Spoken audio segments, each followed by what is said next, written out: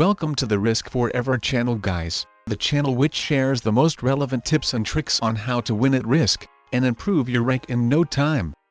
Subscribe to the channel and you won't even see how fast you will become so much better at Risk.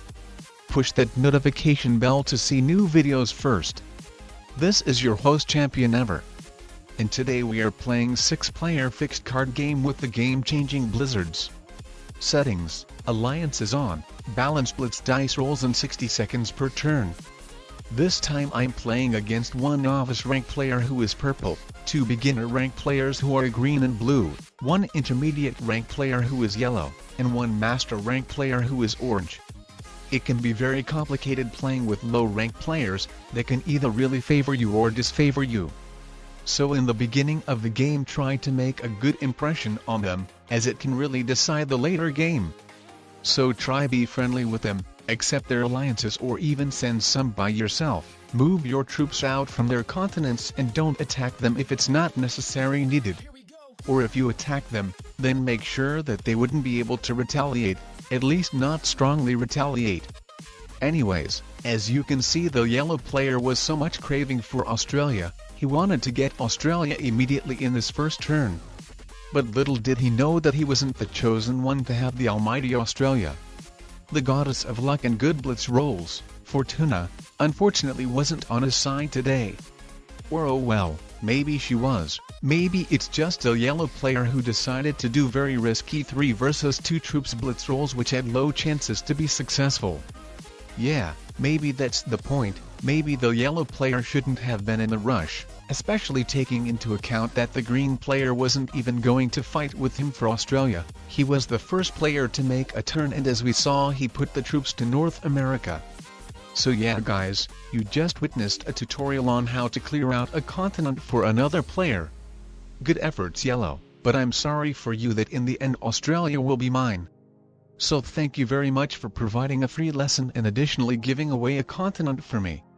I'm very happy for sure and cannot be more thankful to you. I was supposed to be without a continent at all and most likely have the biggest chance of getting eliminated first by quickly becoming the weakest. But now I'm ready to play, now it will be the real deal. The best risk strategy against low rank players aka the almighty Australian turtle strategy. Here I come. Here I come and ready to succeed. Maybe you guys haven't already know, but there is some very good motto exist among Grandmasters which is, no Australia, no win. Either get it, or lose the game.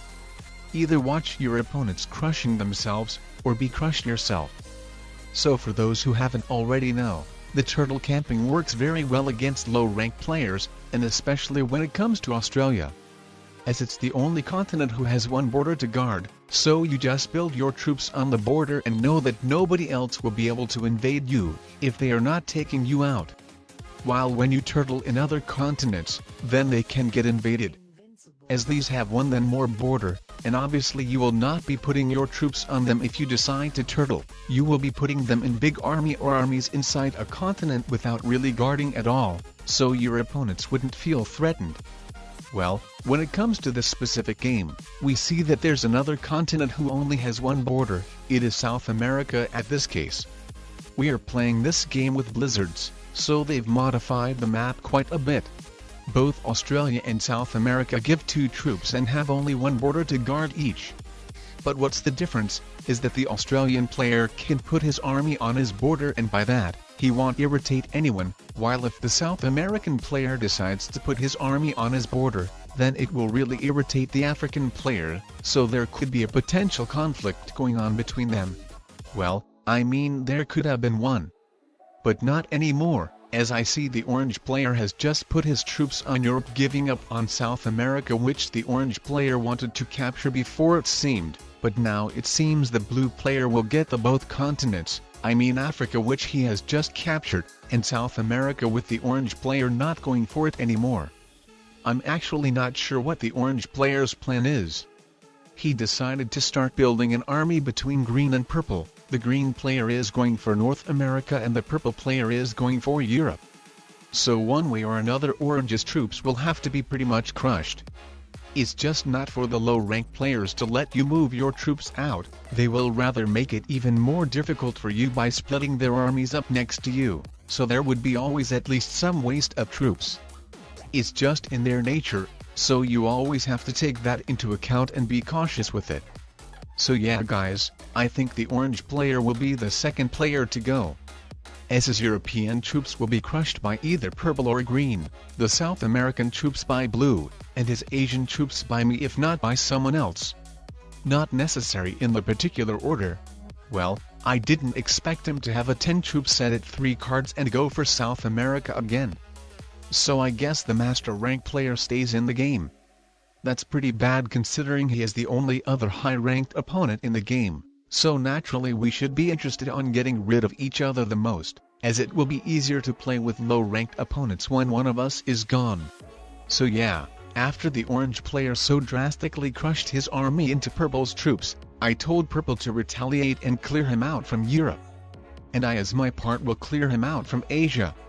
I'm doing that for 2 reasons. The first one is that the orange player would become blocked in South America, so there would be a potential conflict between him and blue. So one of them would consider attacking each other, or at least there would be some tension between them. And the second reason is to get purple's confidence, or to make purple feel that he can trust me if we say in other words. So later in the game he would do the dirty work for me by crushing my opponents, or at least would not be targeting me. And it can be very important, especially when it will come to the 3-player situation. And as you can see I'm trying to be friendly with a green player as well. In the beginning of the game he sent an alliance request which I gladly accepted, and now I said to attack my troops if he needs to. And he crushed them, but without fully capturing North America. He left the purple troops instead of mine, and that's not a great sign that he didn't do the other way, taking into account that both of us are allies. And that is super bad when low-ranked ally will rather crush your troops instead of other opponents' ones, as it could mean that he doesn't really take the alliance between you that seriously. But we will see how it goes. It's way too early to predict, as maybe at the end the green player probably just wanted to capture the territory of Greenland firstly, so the purple player wouldn't move in. He wanted to show that he is clear about going for North America and that it will clearly belong to him.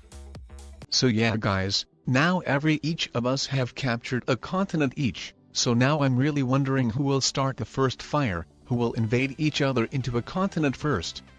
Actually I'm really wondering if the orange player invades blue into North Africa leaving his biggest army there or not, or whether it will be the other way, with the blue player feeling a huge tension about orange and fortifying the biggest army next to him and then taking him out. It's really interesting to see indeed. If we look from the position-wise, then it's very good that the orange player is leaving his army on the border, so it's not being blocked, and if there's some opportunity or necessity comes, the orange player will be able to instantly use his army properly, while if he had his army blocked, then he would need an additional turn to fortify it. But looking from the diplomacy side, it can be bad that the orange player is keeping his army on the border, as it could really irritate or threaten the blue player, so eventually he could decide to fortify his biggest army next to orange and take him out. So these are the 2 sides to consider. And since the blue player so far doesn't feel threatened by orange at all, as we could see from him not guarding against orange at all, I think it would be the best way for orange to keep his army the way it is, in the beneficial way the position-wise. So in case the orange player gets some opportunity to take someone out or to expand, or some necessity to attack someone, then he will be able to instantly use his army without waiting additional time. And another good reason for orange to keep his army on the border, is because, well, let's imagine this probably not very likable scenario, between me, blue, purple and green, of 3 of us crushing each other so much, that the last one of 4 us would be able to take those 3 out. And then after capturing all the territories, except orange's, putting his army in the territory of North Africa. So then if the orange player had his army blocked in South America, then that player who would be just taken the others out and taken over these continents would get a ton of us troops. So even if that player after taking the rest out, and having quite smaller army on that border, could still win the game as he would get a ton of troops from all of continents. So there's another reason to consider of not having orange's army blocked. But I mean, if we start fighting with each other and crushing a lot of each other troops, then the orange player would notice that and prepare for the situation of the endgame well. So this is why I'm saying this situation is unlikely to happen, and not only because of that, but because it's not very likable at all that now 3 opponents of orange player would instantly crush a lot of each other troops that the 4th one could immediately take them out. So more likable for that to happen, when it will be 3 orange opponents left, when the 4th one will be already gone. For example, let's imagine I'm already gone and the green and purple players start fighting each other a lot, losing a lot of troops, ending up in a situation in which the blue player could afford taking them out. So after taking them out, the blue player could fortify his army on the territory of North Africa, and with the orange player having his army inside South America but not on the border, the blue player could win even if he has like 30 troops less, as the blue player would even get 29 troops from all the continents and territories he would have. But additionally, let's not forget that the blue player could have some cards while the orange would have only 1, and furthermore the blue player would get the attacking advantage by blitzing his troops into the orange player first. So if that situation happened with the all orange's opponents except one crushing each other a lot, with that exceptional one having the opportunity to take them out and put his army on the territory of North Africa with orange's army being blocked in South America, then to that one opponent might be even worth a try to do that of taking others out, even if at the end he had like 50 troops less than the orange player. So that's my theory, guys. And now let's get back to my strategy. The almighty Australian turtle strategy, probably the best risk strategy when it comes to playing like 5-6 player fixed card games with low rank players. But I mean almost any other turtle strategy is the way to go if you cannot become the strongest player. I mean basically any turtle strategy. You can turtle in South America, North America, Africa, Europe, well not very likely in Asia to be honest, but you could turtle even without a continent at all, by just putting your troops to one big army somewhere in a neutral place and waiting for opportunities. So yeah guys, you probably know my plan. I will be just putting my troops to the territory of Siam, capturing a territory per turn in order to get a card, and basically doing nothing else. Hopefully watching the world burn some turns after. In any case, I won't initiate the first fire by myself, when there are the players who get quite more troops than me. So even if my army gets unleashed like it was just a couple of moments ago, I will just block it again, as I don't want for any players to feel threatened by me. And at the same time there is no reason for me to attack anyone right now anyways. Well, to be honest, I couldn't even afford doing that even if I wanted. Because what do? I could invade either green, purple or blue into their continents, wasting a lot of troops, since all of their accessible armies to me are huge, but then it would just basically be suiciding if we could say so, as then it's pretty much obvious that no matter who I invade crushing their biggest army, I will be barely alive or very low on troops, so one of the players could take me out. So yeah, no reason for me to attack anyone right now, not because I would make enemies, well it could be one of the reasons, but basically because it would be suiciding and I would be risking by a lot to get eliminated next. So when it comes to all the possible attackings to continents of all the players, the most reasonable of them would be for orange to invade blue leaving his biggest army on North Africa, but I'm saying that it would be the most reasonable, but not necessary like a great idea. As let's remember the blue player is beginner, and the lower ranked player is, the more possible that he will suicide on you if you did something that annoyed him.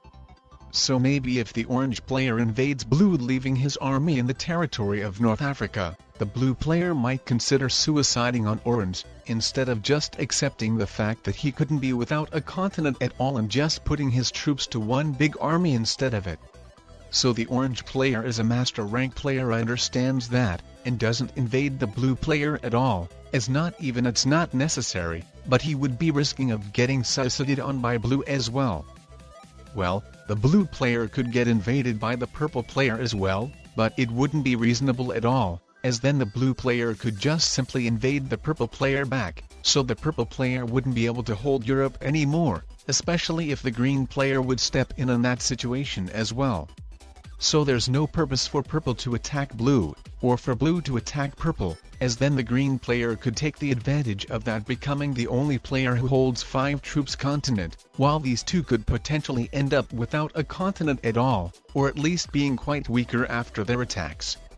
So I think the second most reasonable attack the players could do after the orange player invading blue, is the green player invading green into Iceland, leaving his army there and then keeping fortifying his troops between his two armies accordingly in the way that the purple player wouldn't invade green back without suiciding.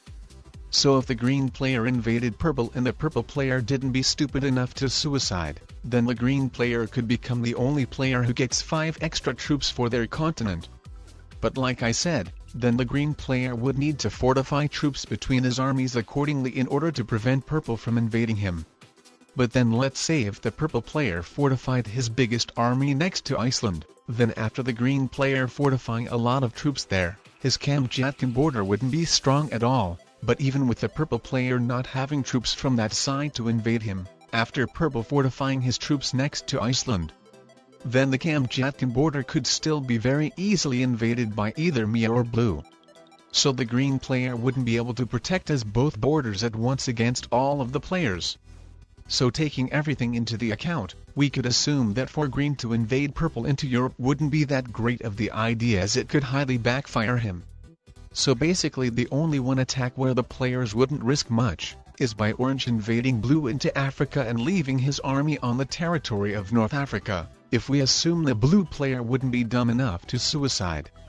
But I mean, even if the orange player invades blue, and the blue player doesn't suicide on orange, then still that attack would be pretty much meaningless, as we would still be in the exact same stalemate situation, just with the blue player getting less troops and becoming the weakest player.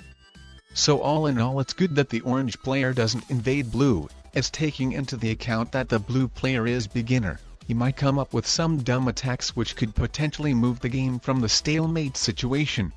So this is why I like the 3-player games the most when it comes to fixed cards. As if there are more players, then in a lot of cases you're just forced to turtle in your continent and do nothing, waiting till some dumb players crush a lot of their troops into each other or suicide, until there would be a 3-player situation in which finally you will be able to make some moves as well. So the 3-player fixed card games are basically eliminate the waiting part of doing nothing while waiting till some dumb players eliminate themselves from the game. Well, but what if I told you guys that there is actually the way in this current game and the current situation to move the stalemate situation away? There's probably the way which only more experienced Grandmasters would see. And it is a bunch of players teaming up on the one selected one. And probably the most reasonable it would be to team up on the strongest one. Well, the purple and green players get the same number of troops per turn, so then we also have to take the position or location wise as well. The purple player is in the middle of the map and much more accessible for the players to attack and has 3 borders in total, while the green player only has 2. So the green player has a better position the location wise than purple. So it would be the best for us to team up on the green player. But now the question is, how do you team up? As if someone crushes his biggest army into green, then that person will be barely alive and very possibly could be taken out from the game. And the answer to that is, this is where the splitting of troops comes from. What I mean is that I could split like 30 troops from my army and crush them into green, then the purple player could split 30 troops from his army and crush them into the green player as well, and then the blue player could do exactly the same. So in all of our united efforts, we could eliminate the green player from the game, or at least making him weaker and weaker turn by turn. So eventually we would eliminate the additional player who is not needed in the game for the balance of the game to be sustained, and the game would continue with 4 players, and if there's a stalemate situation again, then 3 of the players could team up on the 4th one, the strongest one again. So there would become the 3-player situation.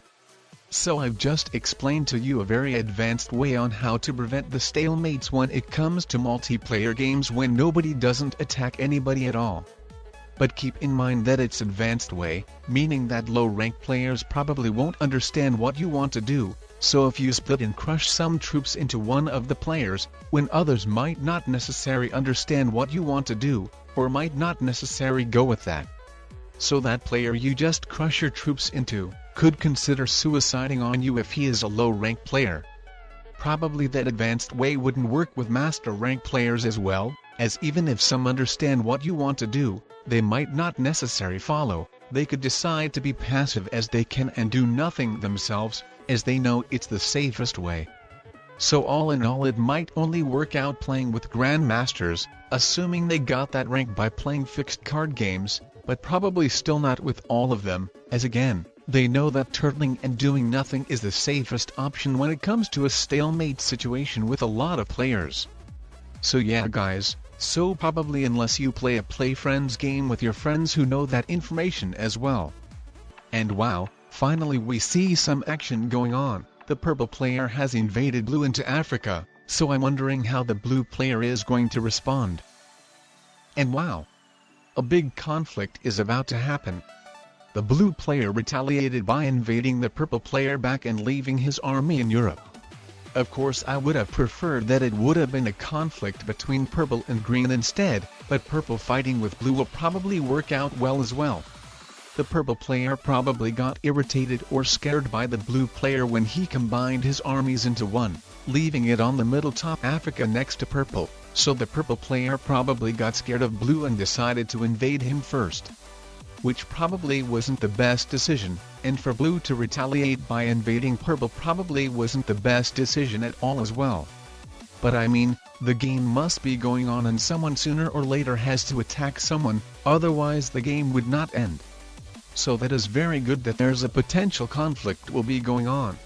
So yeah, I don't know guys, the purple player combined his army into one, so he might consider suiciding into blue if he doesn't move his army out of Europe. Well, the blue player just moved his army out from it, but he still left the army very close to purple, so we will see how it turns out to be. And wait a minute, do you want to say that the green player has quit? Well, we don't know for sure, as he could have just temporarily disconnected. But if he left for good, then it's probably good. Or actually I'm not sure how I should feel about the disconnection of green. I mean, if the blue and purple players suicide on each other, then it will be I and orange with the green bot left, and since it's easy to defeat computer players after you beat your real opponents, either I or orange will have to suicide on each other.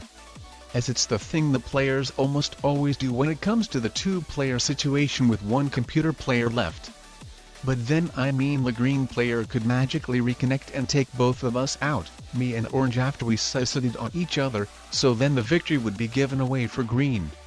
So this is where the risk is, so I think it would be better if he comes back to the game now or anytime soon. Well, it seems the conflict between purple and blue has just ended. The purple player, instead of invading blue again, simply just recaptured Europe and properly started to guard both of his borders, so it wouldn't be very reasonable for blue to invade it. But OMG guys! I cannot believe that the blue player has decided to invade the purple player for real. That is so destructive. That wasn't a smart decision for sure, and since he left his army in Europe, the purple player as a novice could really consider taking that army down, which is basically would be suiciding. So if so, then the game might be over for both of them now. And wow, even though the green player's bot just fortified its troops, it doesn't say that he is offline. Meaning that he hasn't disconnected for real, at least yet. So probably all that the green player did, is just left his phone without touching the screen for over 45 seconds, so the bot is probably taking over him just because of the inactivity, but not because of the green player leaving the game, so it's very likable that the green player comes back to the game. So yeah, this is what I see and don't really like about, as if blue and purple crush themselves, then the orange player could consider crushing his army into mine, not taking into the account that the green player isn't really disconnected for good. So yeah. So let's hope he comes back to the game before any disaster has happened yet. And come on blue. Will you really suicide on purple after he suggested peace as an option? Well, okay, whatever. the blue player might survive somehow even though the chance might be low. Well, he would better hope that the green player doesn't reconnect. But OMG guys! The green player came back to the game for real. What a surprise, lol. So we say a goodbye for the purple player, but will we say a goodbye for the blue player as well? We are about to find it out soon. And yeah, it seems he might go for the blue player as well. Yeah, it pretty much seems so. So we will have to say a goodbye for the blue player as well. Well, it was his choice to suicide on purple, nobody has forced him. The purple player even had left his army blocked in the bottom of Africa to show the blue player that he wanted for the conflict to end. So yeah. The karma strikes back if we can even say so. So yeah, it is a decision point for me whether to invade green into Europe. And actually I decided to go with the option of invading him. Well, I mean I could have not invaded him to see if the orange player invades him doing the dirty work for me. But what I noticed that is more reasonable, is to invade the green player by myself, rather than letting orange doing so. As we can clearly see that I cannot expand to anywhere at all, and at the same time I'm safe that green doesn't invade me into my continent, as it would be just suiciding on his part if he decides to crush my biggest army. While the orange player has an opportunity to expand to Africa, but if he does so, then the green player could invade him, if there would be a conflict between them. So it would be better that it would be no conflict between them, so the orange player could hold Africa and get the same continental troop bonus as him, so it will help for balance of the game to be sustained, and for the green player not to become too strong. So as you can see, I sent to orange an alliance request and he gladly accepted it. I made an alliance with him, so he would know that it's perfectly fine with me of him capturing and holding Africa, and you saw that the orange player understood the message right and captured Africa. And another part of the message is that I'm willing to team up with him on green, that I won't be that passive the Australian turtle player who does nothing the entire game and hopes that all the dirty work will be done by others. So actually I showed for the orange player that I care about the balance of the game and ready to attack someone if it's needed. So that he would help me do that as well. As if we doesn't team up and let green get Europe, then eventually he would have more troops than both of us combined and could take us out in a single turn. So when a potential threat is seen, it's better to deal with it by attacking now, than later in the game after multiple turns when it could be very close or way too late. So yeah, as you could have seen, I initiated the attacking of green, and the orange player has followed me. We teamed up on the green player and now every and each turn we're attacking his territories rather than each other's if possible. We must stay in a good relationship and prevent the green player from getting and holding Europe. As if he gets and holds it, then he will be getting more troops than both of us combined, so eventually he would have more troops than both of us combined as well. So the green player's goal is to somehow achieve it. And this is why I see he is partly trying to do. He wants and tries to capture Europe while we are preventing him from doing that. And where he made a mistake or didn't take the full advantage in the situation, is that he didn't and still doesn't invade orange into Africa. I mean South America plus Australia give one troop less than North America, and additionally the green player has some additional territories getting some extra troops. So why doesn't green invade orange? I have no idea at all. As he would be getting more troops than me and orange combined. So that's strange indeed. On the other hand, he might be scared that the orange player could consider suiciding on him if he invades Africa. So I don't know. But if I were green, then I wouldn't have let orange hold Africa, as every turn the green player wastes more and more of his advantage. But yeah, it seems the green player might be serious about capturing Europe though. Every turn he fortifies more and more troops over here and prepares to capture and guard it well, it seems. So it might be interesting. As if we want to invade him, then we will have to waste quite much more troops. So far Europe hasn't been properly guarded at all, so it wasn't an issue. But how about now? We are about to find it out. Well, it seems the green player is delaying quite a bit, but I'm pretty sure he will go with that. As otherwise why would he build so big armies over here? as if he just wanted that nobody captured his territories in Europe. Then he wouldn't have built such big armies, pretty much we can assume. So I think he has something in plans, and most likely he will try to capture and properly guard Europe. I don't think he is planning to invade Orange, as if he wanted to do so, then he would have done that already. At first the Orange player wasn't even guarding Africa at all, having only ones on his two borders. And now only has 14 troops on one of them, so the Green player would have definitely invaded it if he had wanted. So will the Green player finally capture Europe right now? Is it the time? And yeah, he has just done that. And wow, he even fortified his backing up Icelandic army in order to strengthen his borders. Well, let's not panic, and firstly see if the Orange player is willing to do more dirty work than me. I'm manual rolling Green's army, so it would be easier for Orange to crush it if he considers doing it. I have no idea, but this is what I want to see. Of course I could fortify my biggest army next to one of the Green's borders, but firstly I want to see whether the Orange player is willing to sacrifice his troops first, so if he doesn't invade Green, then I will have to fortify my army from the blocked place, and do the attack by myself. But nice, that's very nice. The Orange player is doing more dirty work by himself. Well, probably my initiation of straightly invading Green when he captured Europe for the first time and then keep invading him whenever he recaptured it once again, has influenced the Orange's decision by a lot. Well, who knows? But OMG guys. I cannot actually believe that the Green player decided to suicide on Orange, especially when Orange didn't even invade him into North America. Well, this is what you can expect to happen when you play with low-ranked players. But wow, it feels so good to be alive when you know that it could have been you. I mean, my plan of firstly just manual rolling Green to see whether the Orange will blitz one of the Green's armies has worked out. As if I had straightly fortified my army from Australia and invaded Green, then we could predict that it could have been me. But yeah guys, poor, very poor player called Orange. I feel so bad for him. He was such a good ally and additionally is one of the smarter players I have recently played. Well, unfortunately my army is blocked, so I cannot give the second place for him, but I won't take him out by myself. I will capture as many territories of Green as I can before Green takes him out. So yeah guys, unfortunately he will be killed by Green.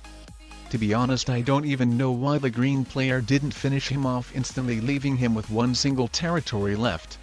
But OMG guys. I cannot believe that the Green player has actually left and his bot has skipped the turn. So fortunately for Orange, the second place goes for him. I will take the Green bot first. Well, the game is unranked, but I still think it's a nice gesture. If you guys enjoyed watching this video, then I would recommend checking some of these out as well. Watching more videos will help you to progress so much faster. Highly increase your skills by simply watching Risk videos.